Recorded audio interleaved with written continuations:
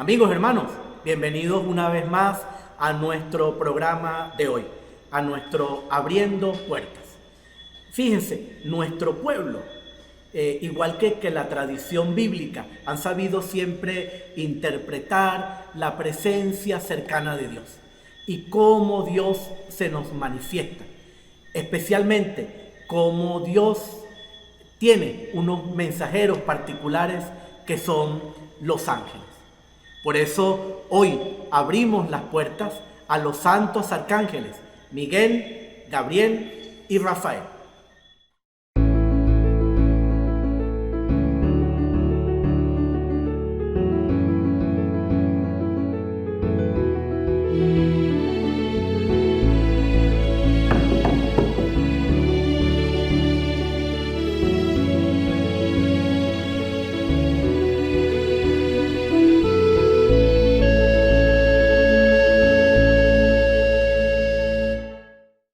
La palabra ángel significa el que trae buenas noticias, y esas noticias indudablemente provienen de Dios.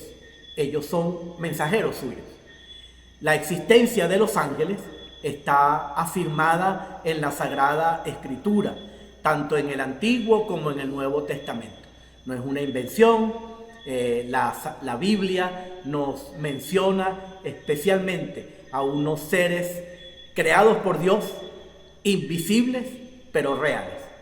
Ellos pertenecen a esa parte de nuestra profesión de fe, del credo, cuando decimos creer en Dios que ha creado todo lo visible y lo invisible. Y en el campo de la fe, de lo invisible, están los ángeles. Ellos no son seres desconocidos, no son tampoco seres mitológicos, no son seres intermedios, una especie de semidioses. No, puede ser que otra cultura de la antigüedad, en la que también se menciona a seres parecidos a los seres angélicos, sean una especie de seres intermedios, pero no es el caso de los ángeles en la fe judía, en la fe cristiana, no es el caso de los ángeles en la Sagrada Escritura. Son seres espirituales, pero son seres creados por Dios. ¿Por qué? Por una libre decisión de la voluntad divina. Eso entra en el plan de Dios y en la voluntad de Dios. Son seres inmortales, dotados de inteligencia y de voluntad. Por eso, dotados de inteligencia y voluntad, tienen el mérito, en el caso de los que permanecen fieles a Dios, de esa fidelidad. Pero también la libertad en la voluntad hizo que algunos se rebelaran contra Dios, y eso son los ángeles caídos. Pero de ellos no vamos a hablar en este momento, solo haremos algunas referencias. El ángel es una criatura que está en la presencia de Dios. Toda su vida, todo su ser está orientado hacia Dios. Los tres nombres de los arcángeles, en el caso de ellos, recordemos que acaban con la palabra él. Miguel, Gabriel y Rafael. Los tres acaban con la palabra él, que significa Dios. Él es Dios. Por eso, Dios está inscrito en los nombres de los arcángeles. Dios está inscrito en su naturaleza. Por eso, la verdadera naturaleza de los ángeles, de los arcángeles, es ser de Dios y para Dios. Ellos representan los mejores compañeros de camino que podamos tener, los mejores compañeros de viaje. Ellos son mensajeros sanadores del corazón, son defensores de los intereses de Dios y por eso también defensores de aquellos que confían y aman a Dios. Ahora bien, vamos a referirnos brevemente, pero tratando de quedarnos con lo fundamental, con lo más importante de cada uno de los arcángeles, al menos de los cuales sabemos su nombre. Hay más, son 7, conocemos sus nombres, eso queda para las curiosidades. Vamos a hablar ahora de San Miguel. Él es el defensor de Dios, es fiero defensor de Dios. Su nombre significa ¿quién como Dios? Miguel es ¿quién como Dios? Él es uno de los principales ángeles y por eso recibe este título de arcángel. Su nombre era el grito de guerra de los demás ángeles, de los ángeles buenos, en la batalla que se libró en el cielo contra el enemigo malo, contra el ángel que se rebeló contra Dios, el maligno, el demonio y sus seguidores. Cuando los ángeles se enfrentaron a estos ángeles malos, a estos ángeles que se rebelaron contra Dios, gritaban el nombre de Miguel, como en una batalla, tal cual. La narración del Apocalipsis nos muestra a San Miguel expulsando a Satanás de los dominios de Dios. Satanás es el gran traidor, el padre y príncipe de la mentira, como lo describe la Escritura, que osó rebelarse contra Dios y con un Dios tan bueno, tan bondadoso, que por eso lo creó con inteligencia y voluntad. Y esa voluntad le hizo rebelarse contra Dios. Miguel lo expulsa de la presencia de Dios. Miguel lo lanza al abismo de donde no hay vuelta atrás. El nombre de Miguel lo encontramos al menos 4 veces en la Sagrada Escritura. 2 en el Antiguo Testamento, 2 en el Nuevo Testamento. En el Antiguo Testamento lo encontramos en el libro de Daniel, en el capítulo 10, los versículos del 13 al 21.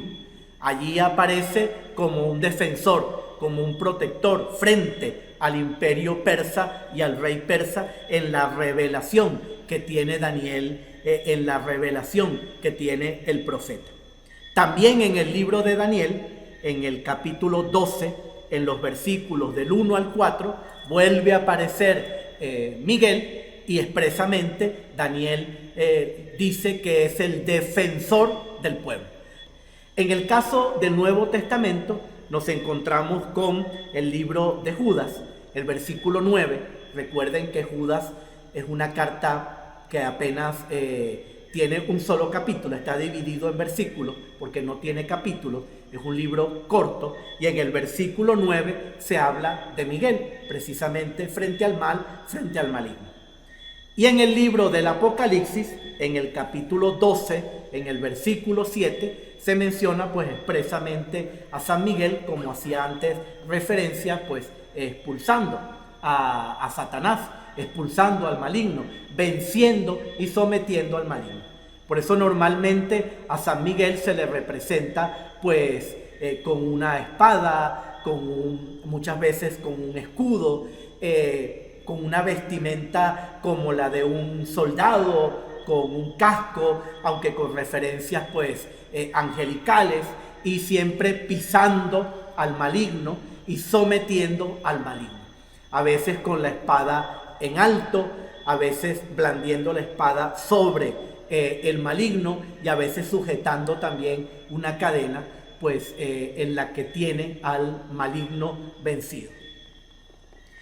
Tenemos que estar atentos a que estos pasajes que hacen referencia a San Miguel nos van a indicar lo que podríamos llamar los 4 oficios de San Miguel. ¿Cuál es el primero? Obvio, pelear contra Satanás. El segundo es el rescatar las almas de los fieles del poder del enemigo malo, especialmente en la hora de la muerte. Por eso también él rescata y salva. En algunas representaciones de San Miguel está salvando almas, rescatando almas. La tercera función es ser campeón del pueblo de Dios. Por eso durante mucho tiempo ha sido el patrón de la iglesia y el que se le invoca también en la lucha contra el maligno.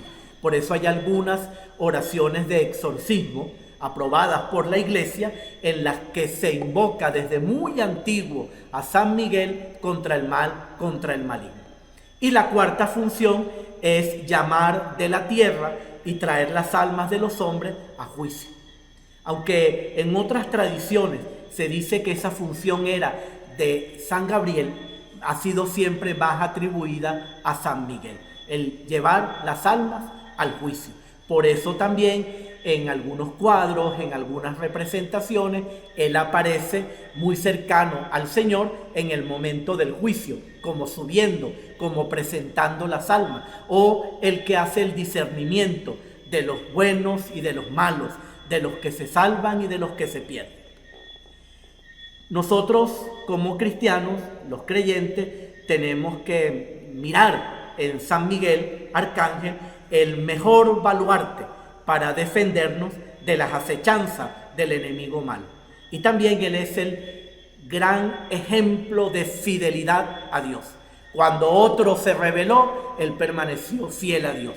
Cuando otro captó a otros ángeles para oponerse a Dios, él permanece fiel y firme frente a ese enemigo malo hasta vencerlo. Tenemos que ser fieles y firmes como San Miguel. ¿Qué podemos decir de San Gabriel? Bueno, San Gabriel es más afortunado.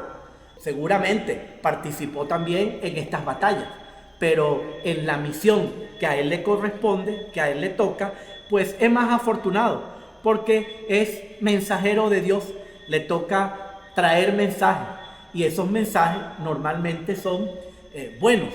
En algunos casos ayuda a interpretar para ir por el buen camino, y en otros son mensajes de amor, de salvación, de gozo. Su nombre significa Dios es fuerte. De él tenemos 4 apariciones en la Sagrada Escritura. Yo siempre me estoy refiriendo a la Biblia, a los libros canónicos, no a otros libros, no a otra literatura. Aquí, en nuestro libro sagrado, en la Biblia, donde aparecen los 3 arcángeles. En el caso de San Gabriel tenemos 4 apariciones, 2 en el Antiguo Testamento y 2 en el Nuevo Testamento, con una posible interpretación de aparición en el Antiguo y con 2 posibles interpretaciones de aparición en el Nuevo, pero ciertamente con seguridad nombrado 2 y 2. En el caso del Antiguo Testamento vuelve a ser Daniel nuestra fuente, y en Daniel 8, 16 a 25 se le menciona. Él es quien va a interpretar las revelaciones que ha tenido Daniel. Lo mismo sucede en Daniel 9, 21 a 27. Allí también es enviado a Daniel para interpretar las revelaciones, las visiones que ha tenido Daniel. En el mismo libro de Daniel nos encontramos con otro pasaje en el capítulo 10, los versículos del 5 al 6. Allí también hay un ángel del Señor que es como las otras 2 veces anteriores, ha llamado también a Gabriel. Aparece un ángel del Señor en este mismo contexto de las revelaciones con sus interpretaciones. Por eso algunos entienden que en este caso también se trata de San Gabriel, aunque expresamente no aparece el nombre. En el caso del Nuevo Testamento tenemos 2 apariciones de Gabriel conocidísimas por nosotros, de sobra podríamos decir conocidas. Todos sabríamos decir quién es el ángel que anunció a Zacarías el nacimiento de Juan el Bautista, y responderíamos, sí, lo sabemos, San Gabriel. ¿Quién anunció a la Virgen María su misión de parte de Dios? Y todos diríamos San Gabriel.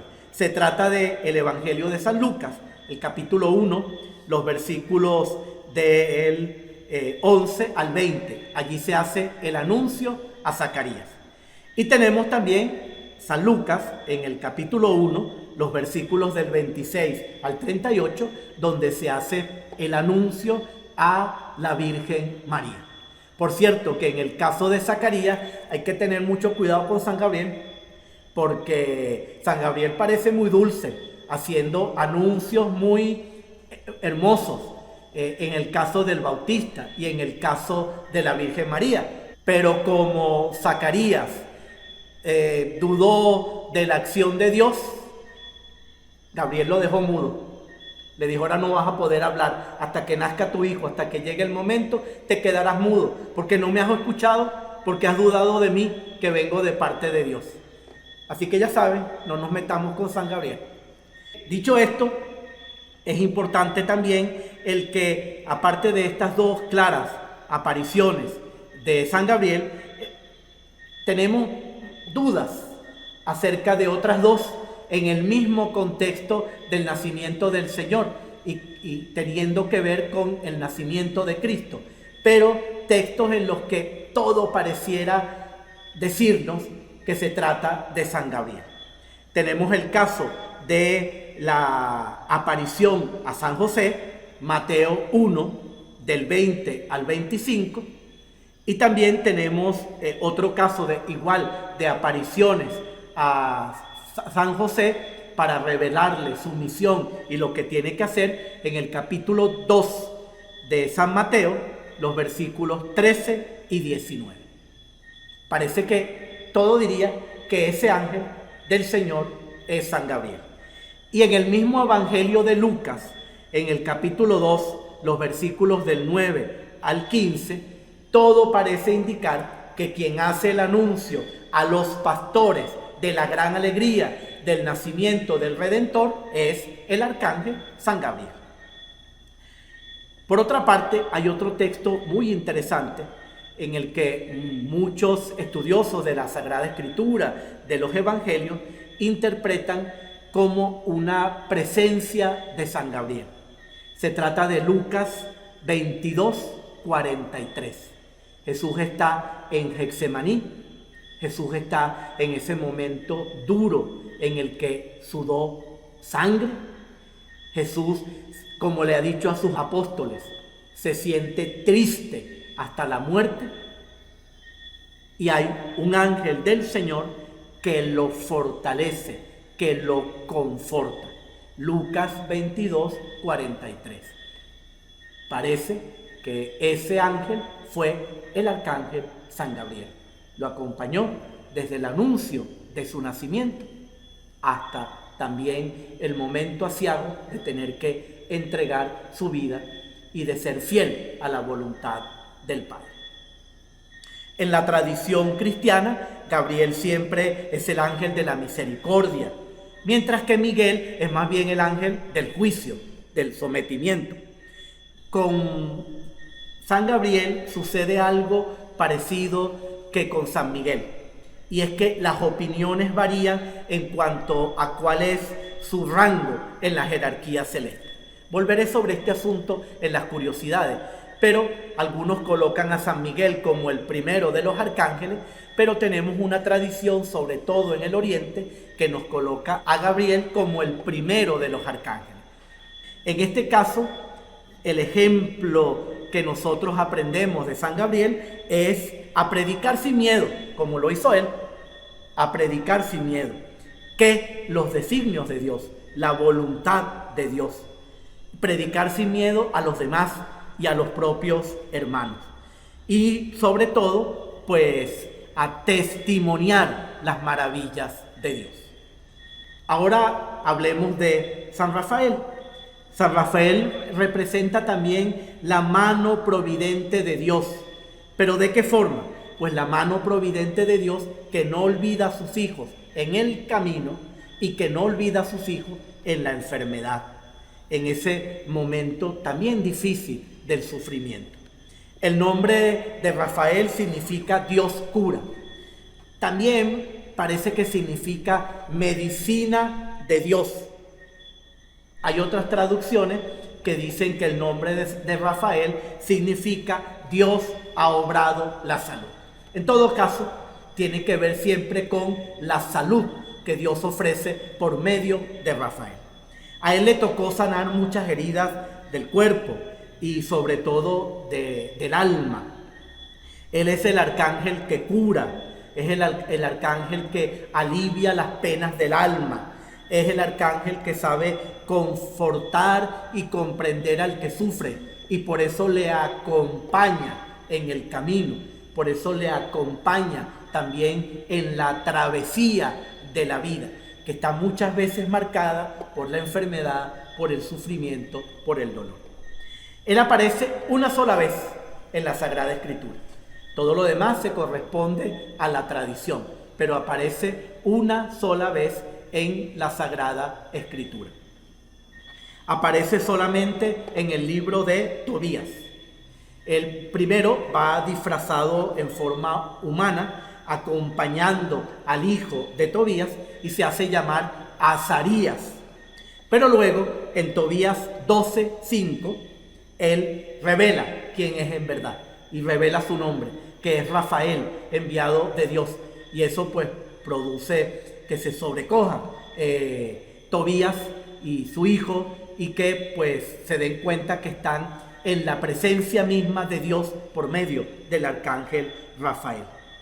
Hay una tradición que nos identifica a San Rafael con el mencionado ángel del Señor del Evangelio de San Juan, capítulo 5, versículos 1 al 4.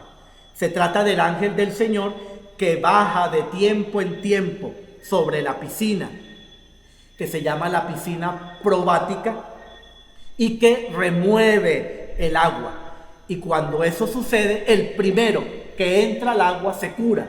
El primero que entra cuando el agua se agita queda sanado de cualquier mal que tuviera. Y como se menciona al ángel del Señor, y a quien se relaciona con la salud es al arcángel San Rafael, pues a él se le atribuye también esta aparición, esta presencia en el Nuevo Testamento. ¿Qué aprendemos de él? Pues el consuelo humano, el consuelo en el momento del peso de la enfermedad y del sufrimiento, el consuelo al hermano que lo necesita. De él aprendemos también la confianza inamovible en la acción cierta de Dios y presente de Dios en el mundo, sanando y curando. Amigos, hermanos, y ahora pues 3 curiosidades sobre los santos arcángeles Miguel, Gabriel y Rafael. La primera curiosidad es acerca de la jerarquía celestial. ¿Qué es esto? Bueno, los ángeles son los seres invisibles creados por Dios por su libre voluntad, más cercanos a los seres humanos. Precisamente en el lugar que ocupan dentro de la jerarquía celeste, aparecen como criaturas de Dios muy cercanas a nosotros. Por eso es que Dios los envía, Dios los hace próximos. Hubo un autor sagrado, hubo un padre de la iglesia, un autor eclesiástico, al que se le conoce como el pseudo Dionisio Areopagita. Y su escrito es más o menos del siglo VI. Y él enumera 3 jerarquías de ángeles. En la primera jerarquía están los serafines, los querubines y los tronos. El siguiente orden en la jerarquía son las dominaciones, las virtudes y las potestades. Mientras que la tercera jerarquía está formada por los principados, los arcángeles y los ángeles. Si se dan cuenta, la tercera jerarquía, por estar al final, es la más cercana a la humanidad, es la más cercana a los hombres. Estos últimos son los que están más cercanos a nuestras necesidades. Por eso tenemos a los arcángeles con todas las misiones y en la definición que les he expresado hasta ahora, y tenemos también a los ángeles, de manera especial a los ángeles custodios. Cada uno de nosotros tiene un ángel custodio. La segunda curiosidad es respecto a que en el siglo IV, es decir, solo hasta el siglo IV, el arte religioso representó a los ángeles y a los arcángeles en forma de figura humana. No se les había dado esta característica, pero el arte del siglo IV empezó a expresar de esta manera pues la fe, la tradición, lo que se iba generando en la fe del pueblo. Y por esto representa a los ángeles de forma humana. Y en el siglo V será cuando se les añadan las alas. Es apenas en el siglo V cuando se les añaden las alas como un símbolo de prontitud para realizar la voluntad divina. ¿Quién puede ir rápido a hacer la voluntad divina? El que vuela. ¿Qué expresión usamos nosotros para hacer algo rápido? Cuando nos mandan, voy volando. O le decimos a alguien, ve volando. Se entiende que volando pues te desplaza con más libertad y a más velocidad. Pues por eso se les representó con alas, no de otra forma. También esto indica esa prontitud pues para trasladarse de un lado a otro, siempre a cumplir la voluntad divina. En la Sagrada Escritura, en la Biblia, encontramos que el profeta Daniel, en el capítulo 8, versículos 15 a 16 y también en 9, 21, dice que el ángel Gabriel vino volando rápidamente. Utilizó la expresión, vino volando rápidamente. En el Apocalipsis, con frecuencia a los ángeles se les representa tocando trompetas, llevando mensajes, son portadores de copas, de incensarios, otros suben y bajan, vuelan. Por eso hay unos que están de pie en cada uno de los 4 puntos cardinales, junto al trono del Cordero de Dios, pero se les representa así también volando. De ahí el que entonces el arte los presentara de esta manera, como hombres, de forma humana y con alas. La tercera y última curiosidad a la que quiero hacer referencia hoy es a algo que tiene que ver con el número de los arcángeles. ¿Por qué? Porque en muchas angeleologías contemporáneas, modernas, que no son cristianas ni católicas, que no son de la tradición judía, que pertenecen más bien a la nueva era y a toda esa especie de pseudofilosofía, ciencia y religión que es la nueva era, pues se insiste mucho en los 7 arcángeles, con nombres y pues dándoles una serie de funciones, de misiones y generando una especie como de cuasi veneración o mucho más como de cuasi adoración, poniéndolo casi como semidioses a estos 7 arcángeles. Vamos a ver qué es lo que podemos decir de esto desde la fe y sobre todo desde la Sagrada Escritura y la tradición judía. En Tobías 12:15, cuando Rafael se presenta, dice lo siguiente: yo soy el ángel Rafael, uno de los 7 que asistimos delante del Señor. El libro de Tobías. Por lo tanto, la Sagrada Escritura nos afirma que el propio San Rafael dijo que era uno de los 7 que está junto a Dios. San Juan, en el Apocalipsis 8:2, dice que vi a los 7 ángeles que estaban delante de Dios y ellos recibieron 7 trompetas.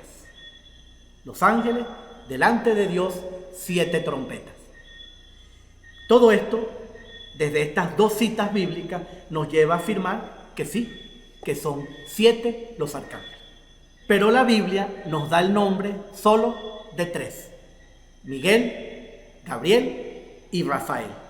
Los otros nombres, Uriel, Baraquiel, Jeudiel y Saeltiel, aparecen en los libros apócrifos, es decir, libros no canónicos, no contenidos en la Escritura, en la Biblia.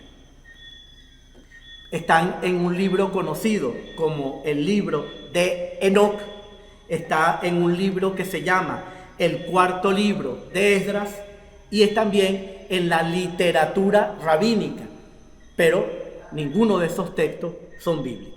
La Iglesia solamente reconoce a los 3 nombres y por lo tanto solo venera a los 3 nombres y solo invoca la protección en lo que a cada uno corresponde de los 3 nombres: Miguel, Gabriel y Rafael.